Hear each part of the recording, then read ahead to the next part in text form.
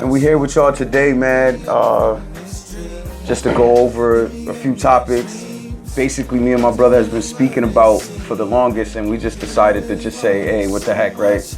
Yeah. Let's get it on tape. Let's get it on some recording or something. You and I had some real good dialogues, bro. Some real deep, in-depth conversations, covering various topics and stuff like that. So, Absolutely. I feel that, not to brag or boast, but I feel, if you have something meaningful to say or something of significance to offer to others, then share it with everybody, It's like information, right? You want to keep it from others. And that's crazy. I told my little cousin that today. Yo, that is wild. No lie. Literally like an hour ago. Oh, yeah.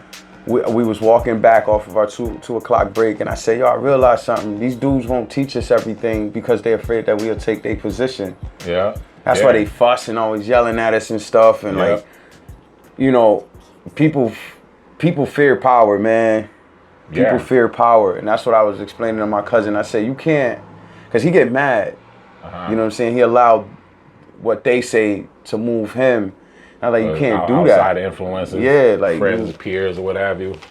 Well, not more so on like influence like that. I'm talking like, okay, if he's getting yelled at or somebody's laughing at him because he did something wrong, he gets real offensive by it. And I was explaining to him like, yo, dude, you gotta ignore that stuff. Right. Because half of these dudes don't even know what they doing. They faking it just like you faking it. Like, what's that saying? Fake it till you make it. Yeah. So pretty much that's what, as I was explaining to him, like, because, in our job, we got to use, like, tape measures and stuff like that. So these cats walk around like they could really read it, but they have their own method. Right, But because they trying to look good for the boss, for the man. Brown noses. You know what I'm saying? Yeah. I'm familiar with that. So I told them, just look out for that, man. That ain't nothing. Just learn. What I told them is, if they won't teach you, sit back and watch them. Yeah. That's the best. That's what I do. Yeah, to observe, All right, you won't teach me? Okay, I'll watch you. A lot of times though, like especially the younger generation, they feel that it's not cool to be intelligent or to have critical thinking skills and what have you. They think it's not, it's not cool. It's part of like a necessity or something. Yeah, it's funny. just. I remember when I was working in the middle school a few years ago. I worked with special ed kids, and I remember this one day I was reading the newspaper, right? And this one kid, I'm not gonna say his name, but he's in college now. Actually, I seen him recently. He's doing really good. He's doing good for himself. But he said to me one day, I was reading the paper, and he said, "Why are you reading? Why are you reading the paper? That's what white people do. It's a white people thing." And I was like, that's pretty sad. Yeah, that you think like that. Like, it's really sad though. And growing up, no lie, yo, people used to tell me that because, I was incarcerated most of my life. Yeah. And in jail, I took the time to read a lot. People be like, yo, why you reading that book? You wasting your time. It ain't going to teach you nothing. So I actually listened and put it down. Yeah. When I got out of jail, I was so lost, dumbfounded. Yeah. Like, dudes are on different levels than what I was. And you think I had so much downtime that I would come out with more knowledge and understanding of things. But when I got out of jail, I was lost. I was like, what's going on out here? Cell phones is different. Yeah. Like, a lot of advancements to take. When I got out of jail, man, I think that's when picture phones actually came out. Yeah. I'm watching everybody like, what the hell y'all doing? Like, oh, it's a picture phone. You ain't know about this? Like, what was, nothing about that, boy. I felt so lost, bro. I hear you. But the lack of knowledge, man, our people perish. You know what I'm saying? Yeah. And that's just, and anything. Yeah. And anything. Like, I'm trying to teach my kids how to be more engineered with things. Like, if something breaks, how to be like, or is that the right? Yeah, basically. Yeah. You know what I'm saying? Because it's like, I tell them all the time, I'm not promised tomorrow. So if daddy dies today, what you gonna do? Right. If there's no food in the house, how you gonna make sure y'all eating? Gotta be resourceful. You know what I'm saying? So I'm trying to show them ways and get them educated on that level so they could, like, be prepared when these things come. We know what it's like not having hot water. We know what it's like not having electricity. We've been through that. I've been there. You know what I'm saying? I've never been incarcerated. You know, I had my stints with the law. I had my run-ins with the police and stuff before. But my grandmother, my family from Jamaica, and she grew up. My family before I was born, you know, they struggled a lot, and they taught me a lot of things that instilled in me that I'm appreciative of. You know, nowadays, It taught you a lot. Yeah. Kept you alive. Yeah. Made you stronger. Yeah. What they say, what don't kill you, make you stronger. And I appreciate that, like, you know. You poke these kids today. This ow. Oh yeah, they call the police and run tell their mom and dad, and then when they come and hang you on the rope, you know. Yo, these kids are soft as hell today, yo. Yeah, in a lot of ways. Soft. In a lot of ways, bro. A lot. I see it all the time. You know, I see it all the time because I work in the daycare. I work with newborns. I work with newborns all the way up through 9th grade, bro. Right. You know, doing various things, literacy tutor. I taught archery. I changed diapers. You know, I've seen a lot. I've experienced a lot, and a lot of time, like what I can, from my observation, especially recently, like, and it's not exclusive to one race or ethnicity or demographic or economic status or whatever. Right. It's exclusive to any and everybody. But these kids nowadays, for the most part, a lot of them are they're over rewarded, and they're given too much reward and too little responsibility. Well, from looking out the window, when I look at it in that sense, it's like they substituting that for love. Like, you know, if I buy my son the game, you know, he'll be more calmer, or right. Or, you know, if I take him to the park, even though he was bad in school, maybe he'll like. It's just like the approach is right. Yeah, right. A lot of people mean well, but the follow up behind it is not. It's not right. No. You know what I'm saying? Yeah. It's not discipline. There's no discipline. Nah. And none of that. You know what I mean? It's like you rewarding them basically for acting up. Children need discipline. Kids need guidance. That's essential. If you're a good parent, now don't get me wrong, there's no such thing as a good parent, or excuse me, a perfect parent. There's no manual on how to raise your kid. Yeah. You know, you ain't come out with instructions. None of us did. It's not, nothing is easy in life, but with a little bit of conscious awareness and humility, because I get a lot of this stuff. I'm the parent. You don't tell me what to do. That's my kid, and I'm raising my way. And who are you? And you know. But just how you said, I'm gonna raise them my way. But your parents raised you that way. Right. You know what I'm saying? So it's like a domino effect. They only raised you based off of how they were raised. Yeah. So then you had your kids and figured, oh, my dad raised me this way. Right. So I'm gonna do it that way. That's what I know. And then they try to add in their own little incentives, like, you know what I'm saying? Yeah. But it's parenting is not it's a full-time job, and it's not easy. Nah. It's not easy. No, it's not. You know how many times I have 3 kids, and as a father, I questioned my fatherhood so many times. Yeah.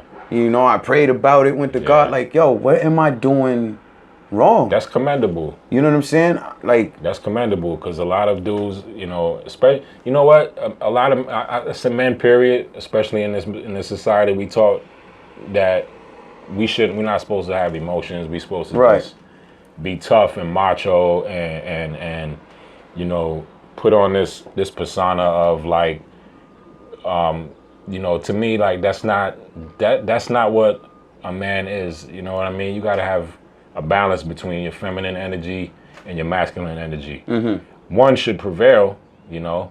But to me, that's what being a man is. And I think that's and some people would disagree with that. Feminine? What? Yeah. Hell no, not me. I'm tough to the core. Yeah. But you gotta understand something. If we didn't, if your wife or your spouse died, like for me, when you say feminism, like having that side, I can't do my daughter's hair. So therefore, if something was to happen to my wife, my daughter would go to school nappy headed all the time. Right. But because the fact of, oh man, I don't do hair. So one day I tried it, right? Yep. I ain't know what the hell I was doing, bro. Yeah. I wish people could see. It's the demonstration of the, I had one butt hair, what do they call those?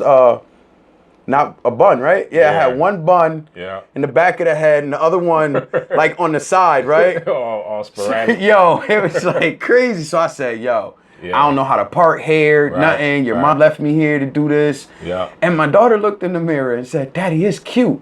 Yeah. She was cool with it. That's what matters, bro. You know what I'm saying? But when my wife got home and looked, she was like, don't ever touch my daughter's hair ever again. And since that day, I've not touched my daughter's hair, but I'm willing to try. But at the same time, it's, like you said, it was told for men not to have these kind of emotions or feel this kind of way. Like you said, one has to dominate the other, because I don't believe in that. You know what I'm saying? That's a whole nother topic in itself. Yeah. But understanding, like, we have to have that nurturing side of us too for our kids. Absolutely. Not just toughness all the time. You know what I mean? Yeah, you can't. You know, and there's nothing wrong. You see these societal norms, bro. Like these gender roles. Like the man's supposed to do this and the woman's supposed to do that. Right. And like, you know, I don't agree with that. Like this isn't 1920 anymore. You know. Right. There's nothing wrong with a man changing his daughter's diapers, people. There's nothing wrong with you know, you doing your daughter's hair. I respect that. You know, I'll commend that because, you know, you're a man and the mother's a woman, but you got to have that balance of energy. Right. You need to be a nurturer and an enforcer, you know, and I work with children and I know disciplining children is difficult. It's very difficult. Especially when they're not yours. When they're not yours, man, you be wanting to wring their neck. Yeah. But you know what? As frustrating as it could be, you know, I love it. I love what I do. You know, it's tough. It's emotionally draining. It's physically draining. It's you know, I've had my share of tears and laughter and all that. You know, but being a being a parent is not easy, bro. And it's, you know, it's summertime now. You know, another thing that I want to shed a little light on. I don't know if I want to, you know, stop your flow, but go right ahead. You know, domestic violence and abuse. Domestic violence and abuse is something that we don't take seriously enough either. And nah, you good. Yeah, domestic violence is a very serious issue too. Yeah. You know, abuse, physical abuse, child abuse. Right. It's you know, they're all intertwined. Yes. And that's how. Yep. Absolutely. Yeah. I'm so like coming from a like domestic. Like I've never seen my dad physically put his hands on my mom. Yeah. But I know he put his hands on me. Yeah. You know what I'm saying? I know he put his hands on my sisters. And that abuse, which what kids call today, us abusing them. Yeah. You know, beating is abuse. They don't understand. Like, he yelled at me. It's funny because, like, remember I told you I didn't take any notes, and this is something that I was, like, freestyling, and that topic came up, domestic violence and abuse. Yeah. And I was thinking to myself, what would you say if that topic came up? And something was like, be 100% honest. Yeah. These kids don't know abuse. I don't think any kid past 2000 knows abuse unless their parents were or still like alcoholics or addicts or something like that. Yeah. But growing up in a home where I didn't see my dad drinking or abusing drugs, to be abused raised a lot of questions of like my being here on earth. Yeah. You know what I'm saying? Like your own adequacy, right? Right. Yeah. Like if I told a kid today, all right, your dad beat you with a belt for stealing from the candy store. Well, how about you getting your head put through a wall because you ain't take the garbage out? And I've said this to people before, and they're like, yeah, right. No, seriously. Like, my dad put my whole body through a wall before. Yeah. Like, slammed my head into a metal door, like, because I was outside chilling in the hallway, talking to my friends. Right. And it wasn't no violation. We were outside in the hallway. It wasn't like they were inside the house doing anything. You know, and, like, these kids just don't understand how good they really, really, really got it, yo. Yeah. Like, when our parents was telling us, you got it really, really good. Because before them in the 1980s, crack was one of the biggest problems, academics, in America. You know what I'm saying? Yeah. And my biological mom was hit by that. And, you know, sorry to say, I don't really know if she's still suffering with it or not, or dealing with it. But the fact is, from 1980 till now, like, how long is that? I can't even, what's that? Almost like 2 decades, 3 decades? 35, 40 years or so. And to see people who were born in the 1950s and got caught up in the 1980s with this thing and still see them struggle. Do the math. That's almost like 40, 50 years. Yeah. And these people still stuck in this loop.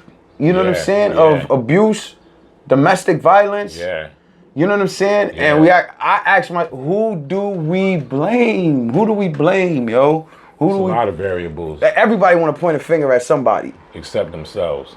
You know what I'm saying? Sometimes too, yeah. What they say, you point one finger, you got 3 pointing back at you. Yeah. So when you talk about domestic violence, I mean, I know one, and I'm going to be honest too with this, if I throw this in there.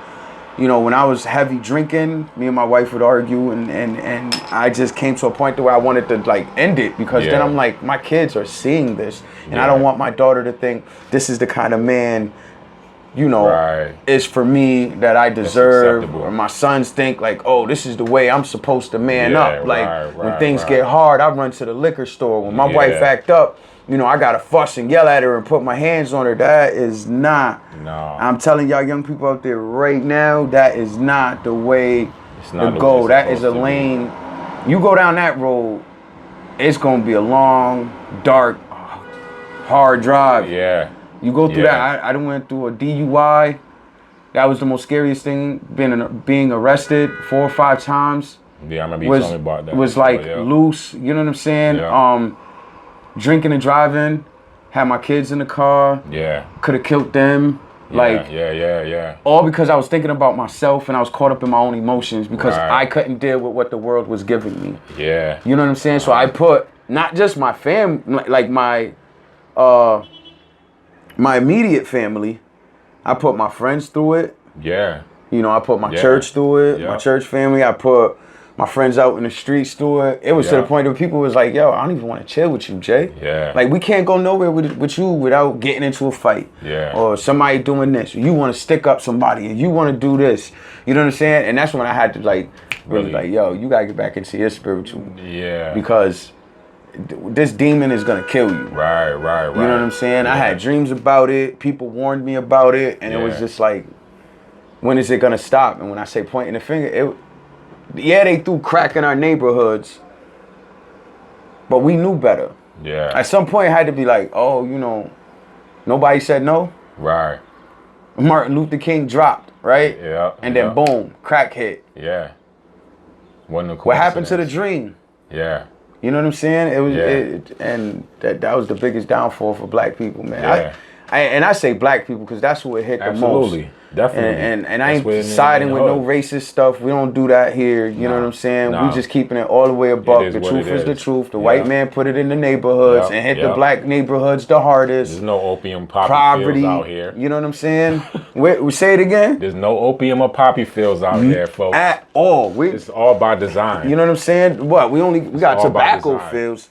Yeah. But other than that, that's the tip of the iceberg. Yeah. You know what I'm saying? Yeah. So it's like horrible, bro. It horrible. really is.